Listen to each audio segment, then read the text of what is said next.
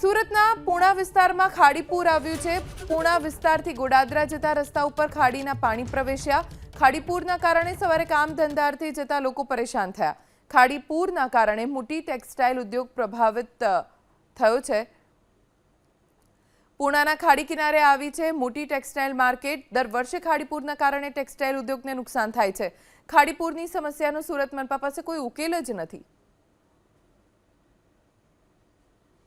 ખાડીપુર એ સુરતની વર્ષો જૂની સમસ્યા છે। સુરતને અડીને આવેલા જે તાલુકાઓ છે ત્યાંથી લોકો સુરતમાં અપડાઉન કરતા હોય છે અને એક ખાડીપુરના કારણે સુરત શહેર જ નહીં સુરતની આસપાસના જે જિલ્લાઓ છે ત્યાં પણ અસર થતી હોય છે।